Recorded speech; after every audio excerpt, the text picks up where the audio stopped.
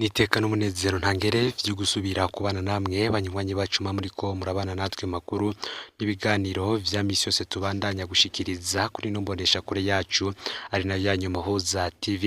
Numwe tugiye kubageza ko amakuru ariko aravugwa agezwe ko muri kano kanya ngaha mu gihugu cose yoba yariko yandikwa n'ibimenyesha makuru bitandukanye yo bivyandikira ngaha mu gihugu c'u Burundi ndetse n'ivyandikira hanze y'imbibe z'igihugu c'u Burundi. Kumbuga ngurukana bumenyi niyo nkuru iciye ku masonga. Uti iyo nkuru yoba ari yihe? Iyo nkuru ni bogozwa rya Sylivestre Nyandwi yari umushikirizamanza mukuru wa Republika. Kuri ubu umushikirizamanza kizigenzo wa Republika mishasha ni Léonard Manirakiza.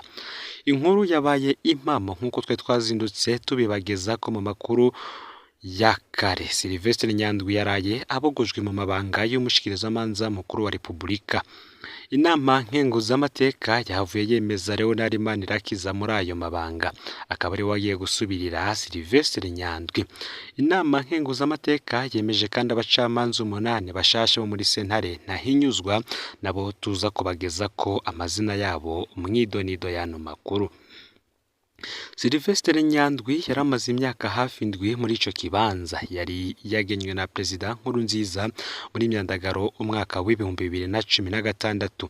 Mu myaka indwi yari ahamaze yaranzwe n'amanyanga atagira izina, harimo gupfungira abantu ubusa, kwanka kurekura abo butungane bwejeje canke abahejeje imyaka y'umunyororo, kugabwa n'abakozi biperereza kandi ari bo bato kuriwe, gukwiragiza ibinyoma bijanye n'abanyurujwe bakaburwa irengero, harimo kwanka gukurikirana ivyaha vy'agahombera munwa bikorwa n'abari mu nzego z'umutekano be no mu mbonerakure, harimo kurya ibiturire, kunyaga amatungo y'abadakundwa n'ubutegetsi, gufatanya n'abashaka kunyaga amazu y'ababuranyi, kugurisha ibigongwe vy'umukuru w'igihugu n'ibindi vyinshi.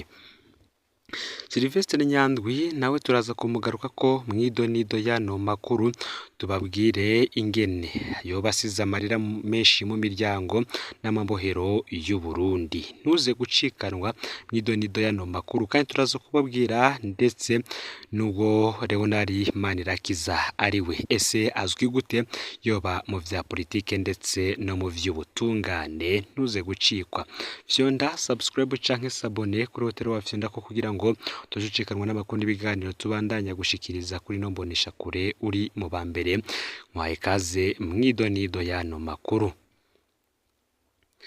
Mu gitondo cyo kuri uyu wa kabiri genekerezo ya 2025 mu kakaro uyu mwaka w'ibihumbi 2023, nama nkenguzamateka y'u Burundi niho yemeza mw'isasa ridasanzwe Manirakiza Léonard kuba umushikirizamanza kizigenza wa Republika.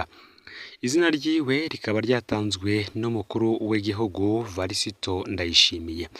Manirakiza Léonard akaba asubiriye Sylivestre Nyandwi muri ayo mabanga yarimwe kuva mu mwaka w'ibihumbi 2016, akaba avuka mu ntara ya Muramvya, akaba kandi yemejwe ku majwi 38 kuri 39, akaba afise ikiringo c'imyaka 6. Abandi bacamanza bemejwe 100% ku majwi 39 kuri 39 n'abacamanza 8 bagizwe n'abakenyezi 4 n'abagabo 4 bagiye kuba bahanuzi muri sentare ntahinyuzwa. Abo nabo akaba ari barangingana Modeste wo mu ntara ya Bujumbura, Bizimana Clotilde wo mu ntara ya Gitega, Kaneza Alice wo mu ntara ya Bubanza, Havyarimana Rora wo mu ntara ya Bururi, Habonimana Josiane wo mu ntara ya Rumonge, Ntukamazina Thomas wo mu ntara ya Mwaro, Nkundwa n'Imana Alexis wo mu ntara ya Kirundo, hamwe na Nshimirimana Deo wo mu ntara ya Muyinga. Izi mpinduka rero zikaba zije mu gihe umukuru w'igihugu Varisito Ndayishimiye yaramaze igihe yidogera igisata c'ubutungane ko kitariko kirakora nkuko bikwiye.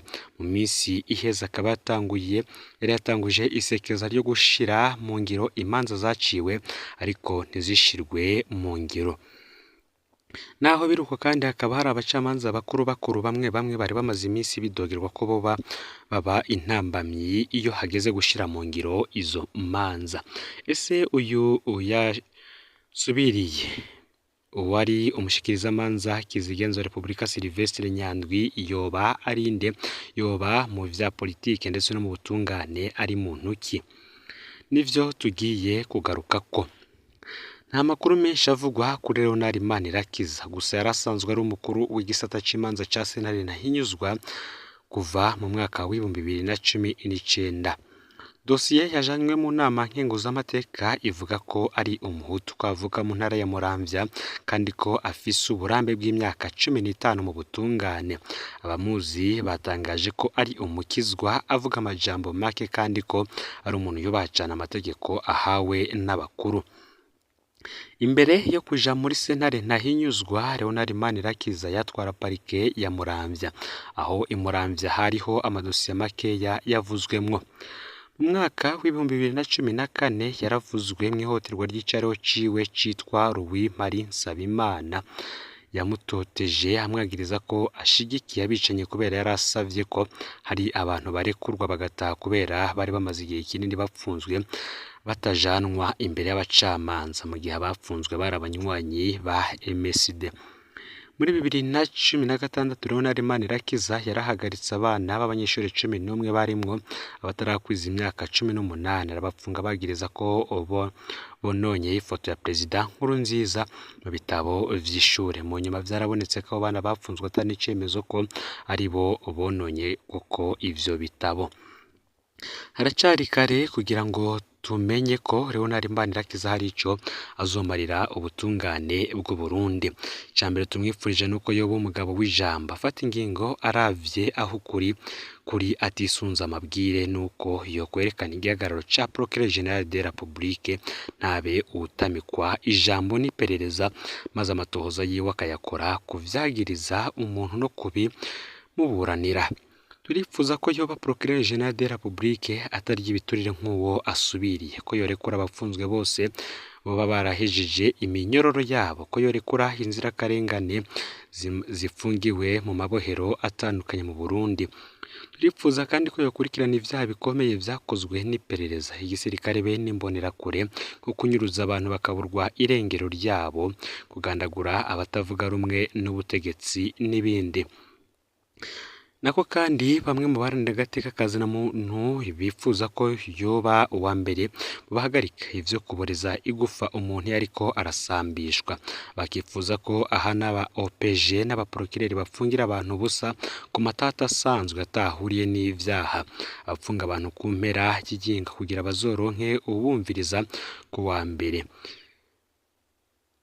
Abaharanira agateka kazina muntu bakifuza ko yogarukana icizere mu butungane bw'u Burundi.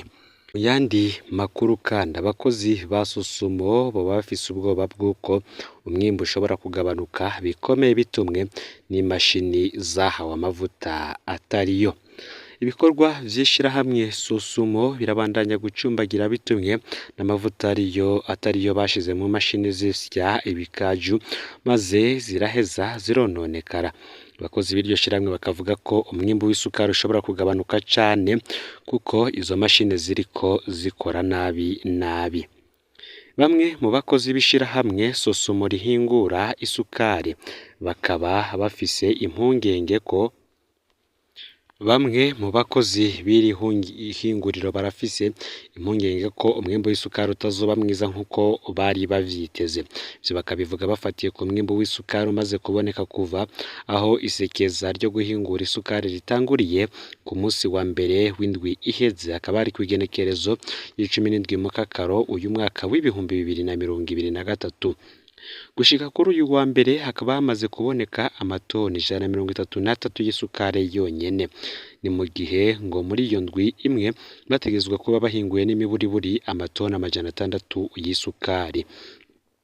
Uwo mwimbu udashemeye rero ngo ni ingaruka mbi zaturutse ku mavuta atari meza yashizwe mu mashini zikoreshwa mu guhingura isukari muri Sosumo.